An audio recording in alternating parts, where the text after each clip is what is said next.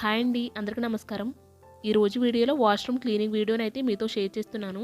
Video అయితే ప్రతి ఒక్కరికి కూడా యూస్ఫుల్గా ఉంటుంది. ఈ వీడియోలో అయితే తక్కువ శ్రమతో అన్ని మన ఇంట్లో ఉండే వస్తువులతోనే బాత్రూమ్ని ఎలా క్లీన్ చేసుకోవాలి అనేది చూపిస్తున్నాను. వీడియోని స్కిప్ చేయకుండా చూడండి.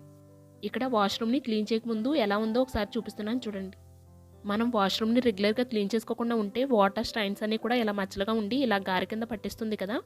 ఇలా ఉన్నప్పుడు క్లీన్ చేసుకోవడం కొంచెం కష్టంగా ఉంటుంది. అటువంటిప్పుడు మనం బయట నుంచి లిక్విడ్స్ కొని డబ్బులను అయితే చాలా ఖర్చు పెడుతూ ఉంటాం కదా. అలా కాకుండా మన ఇంట్లో ఉండే వాటితోనే ఎలా శుభ్రం చేసుకోవాలనేది చూపిస్తున్నాను. మీకైతే డిఫరెన్స్ తెలియాలి కదా, అందుకని వాష్రూమ్ని ఎలా ఉంచి ఇప్పుడు డీప్ క్లీన్ చేస్తున్నాను. బాత్రూమ్ని క్లీన్ చేసుకోవడానికి బయట నుంచి ఏమీ లిక్విడ్స్ కొనకుండా మనమే లిక్విడ్ని తయారు చేసుకోవచ్చు. దానికోసం బకెట్ తీసుకుని ఇందులోకి ఒక పావు వంతు వరకు వాటర్ని ఫిల్ చేసుకుంటున్నాను. ఇప్పుడు ఈ వాటర్లోకి ఒక పావు కప్పు వరకు సర్ఫ్ను వేసుకుంటున్నాను. అలాగే ఇంకొక పావు కప్పు వరకు బ్లీచింగ్ పౌడర్ని యాడ్ చేసుకుంటున్నాను. ఈ బ్లీచింగ్ పౌడర్ అయితే మనకి ఏ కిరాణా షాప్లో అయినా కానీ అవైలబుల్లో ఉంటుంది. కాస్ట్ కూడా తక్కువగానే ఉంటుంది.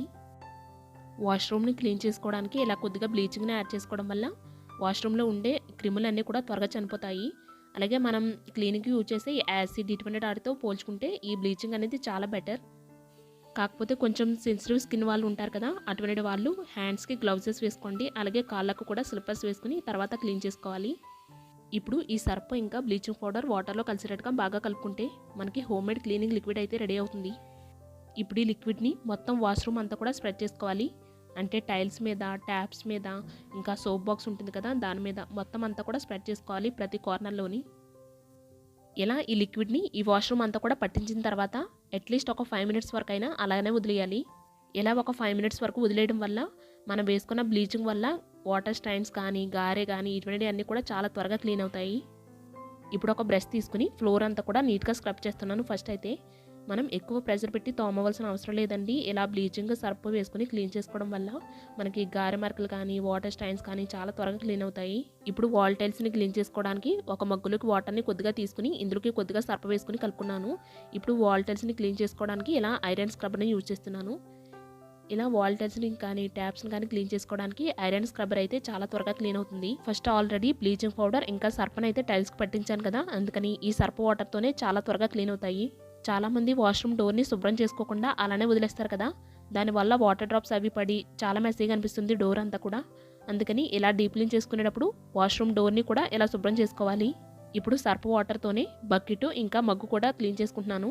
అలాగే వాష్రూమ్లో కొంతమంది స్టూల్ని వేసుకుంటారు కదా, దాన్ని కూడా ఇలా డీప్ క్లీన్ చేసుకునేటప్పుడు దాన్ని కూడా ఇలా ఒకసారి శుభ్రం చేసేసుకోవాలి. మనం రెగ్యులర్గా వాష్రూమ్ని క్లీన్ చేసుకుని పెట్టుకుంటూ ఉంటే ఎక్కువ శ్రమ పడవలసిన అవసరం ఉండదు. అదే పనిని ఎక్కువ రోజుల వరకు అలానే ఉంచేసి క్లీన్ చేసుకుంటే శ్రమ అయితే చాలా ఎక్కువగా అవుతుంది. ఇలా వాష్రూమ్లో ఉండే ప్రతి వస్తువుని కూడా ఎప్పటికప్పుడు ఇలా శుభ్రం చేసుకుని పెట్టుకోవాలి. ఇప్పుడు ఒకసారి వాష్రూమ్ అంతా కూడా కడిగి చూపిస్తున్నాను చూడండి.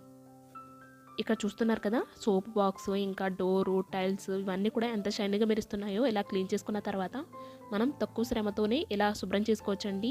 అలాగే అన్నీ కూడా మన ఇంట్లో ఉండే వస్తువులే కాబట్టి చాలా ఈజీగా క్లీన్ చేసుకోవచ్చు. అట్లీస్ట్ ఇలా వీక్లీ వన్స్ అయినా కానీ శుభ్రం చేసి పెట్టుకుంటే మన వాష్రూమ్ ఎప్పుడు కూడా శుభ్రంగా ఉంటుంది.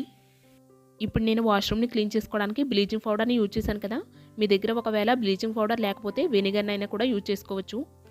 ఆల్రెడీ నా ప్రీవియస్ వీడియోలో బాత్రూమ్ని ఎలా క్లీన్ చేసుకోవాలి అని వీడియో కూడా చేశాను. ఆ వీడియో కూడా చాలా యూస్ఫుల్గా ఉంటుంది. ఆ వీడియో లింక్ని కింద డిస్క్రిప్షన్లోని అలాగే కామెంట్ బాక్స్లో కూడా పిన్ చేస్తాను, ఒకసారి చెక్ చేయండి. ఇంకా ఈరోజు వీడియోలో అయితే వాష్రూమ్ని ఎలా క్లీన్ చేసుకోవాలి అని వీడియో అయితే మీతో షేర్ చేశాను కదా, ఈ వీడియో అయితే మీకు కూడా యూస్ఫుల్గా ఉంటుంది అనుకుంటున్నాను. అలాగే ఇటువంటి వీడియో చూసినప్పుడు మనకు కూడా కొంచెం క్లీన్ చేసుకోవాలి అనే ఇంట్రెస్ట్ ఉంటుంది కదా, అందుకనే షేర్ చేశాను. ఈ వీడియోని అయితే ఎక్కడ తయారు చేస్తున్నాను. వీడియో నచ్చితే తప్పకుండా లైక్ చేయండి. మీరు లైక్ చేయడం ద్వారా ఈ వీడియో ఇంకాస్త మందికి రీచ్ అవుతుంది. మళ్ళీ నెక్స్ట్ వీడియోలో కలుద్దామండి. Thank you so much for watching.